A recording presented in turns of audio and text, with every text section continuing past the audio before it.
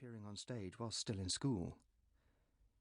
So, between them, my parents could make any story of everyday life turn into the most colourful adventure, and with it send a young boy's imagination flying.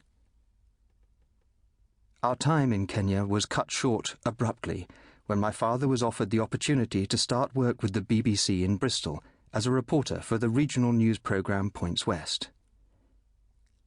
It was to be the last time I would see my birthplace for 22 years, but I continued to carry a sense of being Kenyan when we moved to the UK in 1964. If the seeds of a passion for the natural world had been sown on African soil, they now found themselves a little starved of nourishment in a flat on the edge of Cottam, just north of Bristol city centre. But a year later we moved to Sea Mills, an area of northwest Bristol bordering Portway and the River Avon, and here, at last, I reconnected with the earth, or to be more accurate, the mud, because there we had a garden, and for me it was the most wonderful playground. Blackbirds nested in the privet hedge and song thrush in the lilac. Sparrows fussed with grass moustaches as they built nests under the roof tiles, and from time to time I would discover a common toad striding purposefully through the flower borders at dusk.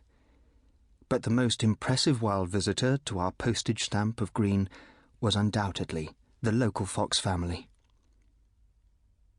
My mother and father separated when I was 9 years old. Though my father remained very present in my life and we spent many weekends enjoying outings together, it meant that many of the more subtle adventures and discoveries I would encounter from that point on were coloured by my mother's guidance. It was my mother who first started attracting the foxes to the garden at night. She would put food scraps onto our modest concrete slab patio and wait in the small hours for the first ruddy ghost to dash from the shadows and into the light that spilled from the kitchen window. One Friday evening, bathed and ready for bed, I was told that I could stay up to watch them. I can still feel the ache of expectation and physical discomfort as I lay with my nose pressed to the lowest pane of glass on the patio door, hoping to come face to face with a wild fox. This was quite probably the first time I'd experienced the thrill of waiting for a brush with the wild, forgive the vulpine pun, and it was intoxicating. I love it still. Our nocturnal encounters were to continue through the summer of my 9th year. In time, I was able to lie flat on my belly on the patio and have the local foxes take food from no more than a metre or so away from my face. I would only leave and go to bed once my mother had implored me to do so for the 50th time. My ambitions had, by now, veered away from being Tarzan and wrestling oversized crocodiles to the more achievable goal of being a zookeeper. This, I'm certain, had a great deal to do with Johnny Morris, whose wonderful television series, Animal Magic, was a ritual must-see for me, as for many thousands of children. It was partly filmed at my local zoological gardens, Bristol Zoo, in Clifton. Looking back, I can of course think of 100 reasonable criticisms of the way in which animals were housed and managed back then. Polar bears would repetitively pace tiny concrete pits, and gorillas looked sullenly at the crowds through a chunky lattice of steel. But I would return home after each visit with my head full of roars and dreams of adventure and discovery.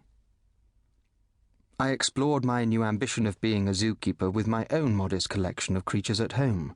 There was the family dog, Wiggy, as well as a cat named Socks, and a gerbil. But in addition, I began to keep more exotic creatures. My bedroom housed a ring of aquaria and vivaria. Inside the tanks were toads, frogs, and newts.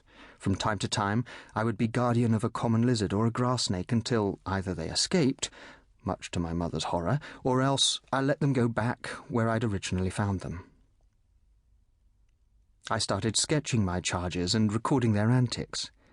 Unwittingly, perhaps, this marked the beginning of a lifelong desire to understand the things I was watching, and to do so by spending enormous amounts of time watching them. Just as foxes visiting our suburban garden in Bristol were my first real taste of a close encounter with a wild spirit, so too were they central to my first professional